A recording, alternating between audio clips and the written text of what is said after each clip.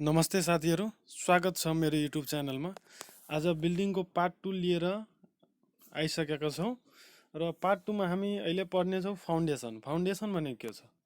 Foundation भनेको बिल्डिङको ground लेभलभन्दा तलको पार्टलाई सब structure तथा फाउन्डेसन पनि भनिन्छ। The lower most portion of building that transmit the super structure load to the sub soil भनेको बिल्डिङको सबभन्दा लोवर मोस्ट पोर्सन जसले सुपर स्ट्रक्चरको सबै लोडलाई ट्रान्सफर गरेर सब सोइलसम्म पुर्याउने काम गरिन्छ, त्यस्तोलाई फाउन्डेसन भनिन्छ।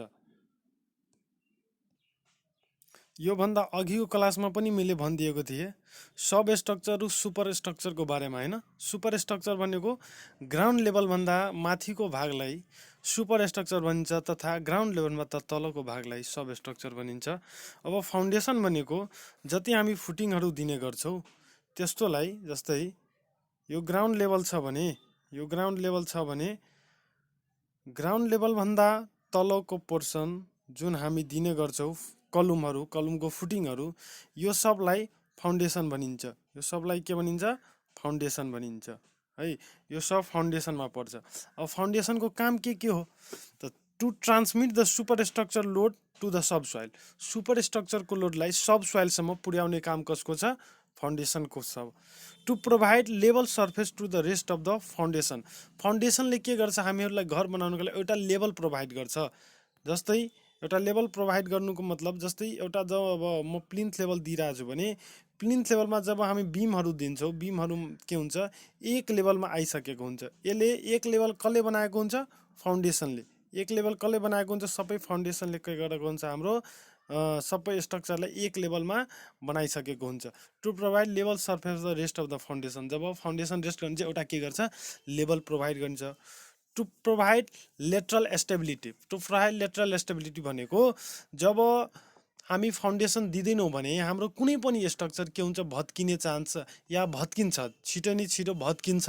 त्यसैले फाउन्डेसन लेटरल स्टेबिलिटी पनि, कुनै पनि फाउन्डेसन दिइसकेपछि हाम्रो स्ट्रक्चर के हुन्छ? बलियो हुन जान्छ र बलियो साइडमा कुनै पनि यदि घर बनिरहेछ, रोड साइडमा गाडी गुडिरहेछ, धेरै प्रकारको भाइब्रेसन भइरहेछ ग्राउन्डमा, त त्यस्तो केसमा के हुन्छ? यसले के गर्छ? हामीहरूलाई लोड थाम्छ। त्यो भाइब्रेसनलाई थाम्ने काम कसको हुन्छ? फाउन्डेसनले।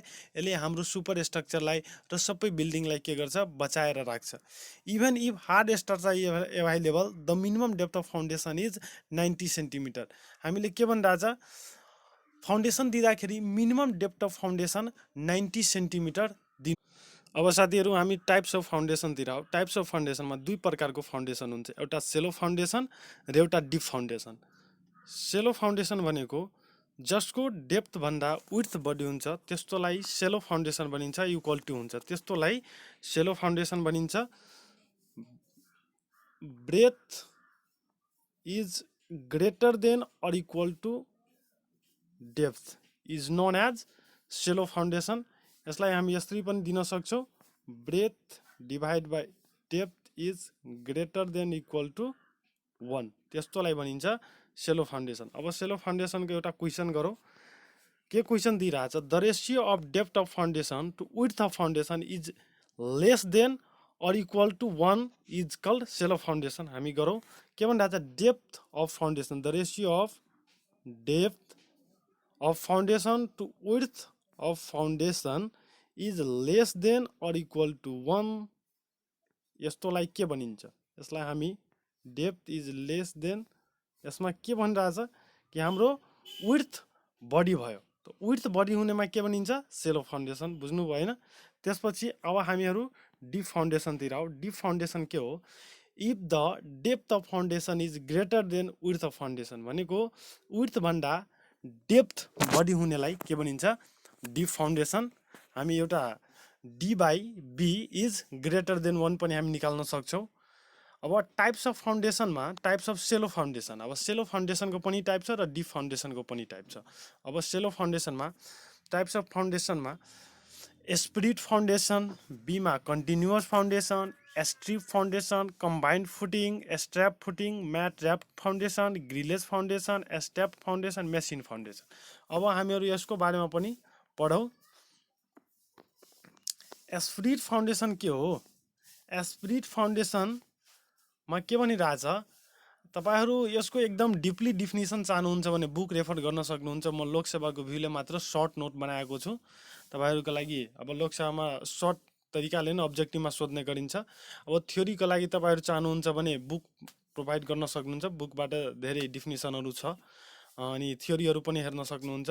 अब एस्पिरिट फाउन्डेसनमा length by breadth is equal to 1 देखि 2 आउनु पर्यो।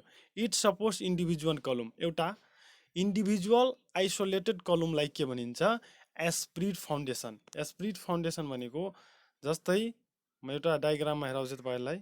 जस्तै कुनै पनि फाउन्डेसन यदि यो कलम छ,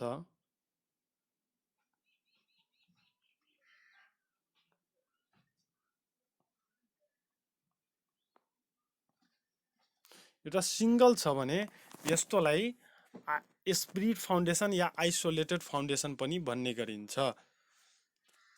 अब साथीहरु एस्पिरिट फाउन्डेसनको एउटा हामीहरु म एउटा फिगर हेराउँछु तपाईहरुलाई एस्पिरिट फाउन्डेसनको आइसोलेटेड फुटिङको। यो हो आइसोलेटेड एस्पिरिट फाउन्डेसनको एस्पिरिट फुटिङको डायग्राम हेर्न सक्नुहुन्छ। यस्तोलाई के भनिन्छ, एस्पिरिट फाउन्डेसन। यस्तोलाई भनिन्छ एस्पिरिट फाउन्डेसन। बुझ्न सक्नुहुन्छ तपाईहरु। इन्डिभिजुअल कलम छ एउटा हैन, त्यस्तोलाई एस्पिरिट भन्छ। जसले सुपर स्टारको सुपर इम्पोज लोडलाई ग्राउन्डसम्म सब सोइलसम्म पुर्याउने काम गरिन्छ। अब कन्टिन्युअस फाउन्डेसन भनेको, कन्टिन्युअस फाउन्डेसन भनेको के हो, जसको विड्थ भन्दा लेन्थ बढी हुन्छ त्यस्तोलाई के भनिन्छ, continuous. If the length of the foundation is more than width of the footing and chances of differential settlement is less is called continuous footing. त्यस्तोलाई भनिन्छ कन्टिन्युअस फुटिङ। जसको विड्थ भन्दा लेन्थ धेरै बढी हुन्छ, भन्दा बढी हुन्छ, धेरै भन्दा धेरै बढी नभनौँ तर बढी हुन्छ, त्यस्तोलाई के भनिन्छ, कन्टिन्युअस फुटिङ। म यसको डायग्राम हेराउँछु, डायग्राममा तपाईं बुझ्न सक्नुहुन्छ। यस्तोलाई कन्टिन्युअस फाउन्डेसन भनिन्छ। हेर्नुस्, विड्थ भन्दा के हुन्छ, लेन्थ बढी छ, त्यस्तोलाई के भनिन्छ, कन्टिन्युअस फाउन्डेसन। अब साथीहरु स्ट्रिप फाउन्डेसन भनेको के हो, स्ट्रिप फाउन्डेसन भनेको जसको लेन्थ विड्थ भन्दा धेरै बढी हुन्छ त्यस्तोलाई के भनिन्छ, स्ट्रिप फाउन्डेसन। यसले के गर्छ, to support load bearing wall. Load bearing वालहरूलाई के गर्छ, सपोर्ट गरेर राख्छ। फिगरमा हेर्न सक्नुहुन्छ तपाईहरुलाई। जति लोड बियरिङ वालहरू छ त्यस्तोलाई सपोर्ट गरेर राख्ने काम कसको हुन्छ, स्ट्रिप फाउन्डेसनलाई। त्यस्तोलाई के भनिन्छ, स्ट्रिप फाउन्डेसन। त्यसपछि हामीहरु अगाडि बढौँ कम्बाइन्ड फुटिङतिर। कम्बाइन्ड फुटिङ भनेको दुई वा दुई भन्दा बढी कलमहरूलाई एक आपसमा सपोर्ट गरेर राख्नुलाई के भनिन्छ, combined footing. To support two or more column, दुई वा दुई भन्दा बढी। यस्तो केसलाई के हुन्छ, व्हेन टु आइसोलेटेड फुटिङ अब दुईवटा आइसोलेटेड फुटिङ एक आपसमा कलम दिँदाखेरि ओभरल्याप भइरहेछ, एक अर्कामाथि गइरहेछ भने त्यस्तो केसमा हामी कम्बाइन्ड फुटिङ प्रोभाइड गर्ने गर्छौँ। कम्बाइन्ड फुटिङ जस्तै हामी बिल्डिङ बनाउँदाखेरि प्यासेजहरुमा म्याक्सिममी प्यासेजहरुमा के गरिन्छ, कम्बाइन्ड फुटिङ पर्ने गर्छ। अनि the shape of footing may be rectangular, square, trapezoidal or triangular. यसको शेप रेक्टेङ्गल पनि हुन सकिन्छ, स्क्वायर पनि हुन सक्छ, ट्रापेजोइडल र ट्रायङ्गल पनि हुन सक्छ। A trapezoidal combined footing provided under the any condition of the loading. के हुन्छ, कुनै पनि लोडिङको लागि के हुन्छ, कुनै पनि लोडको लागि ट्रापेजोइडल फुटिङ के हुन्छ, प्रोभाइड गरिन्छ। अब कम्बाइन्ड फुटिङको जस्तै कुनै दुईवटा स्पेस कम छ भने त्यस्तो ठाउँमा के गरिन्छ, जस्तै कुनै पनि दुईवटा कलमलाई एक आपसमा सपोर्ट गरेर राख्नुलाई के भनिन्छ, कम्बाइन्ड फुटिङ। अब तपाईहरुलाई म फिगरमा हेराउँछु एउटा, हेर्न सक्नुहुन्छ। यस्तोलाई जो हेर्नुस् तपाईहरु, दुईवटा कलमहरूलाई सपोर्ट गरेर राखेको छ फुटिङले, यस्तो फुटिङलाई भनिन्छ कम्बाइन्ड फुटिङ। बुझ्नुभयो तपाईहरु। अब डिटेलमा तपाईहरु डिफिनिसन चाहनुहुन्छ भने बुक प्रोभाइड गर्न सक्नुहुन्छ, बुकबाट डिटेल डिफिनिसन। म यो लोकसेवाको लागि मात्र बनाएको छु, लोकसेवा नोटको लागि।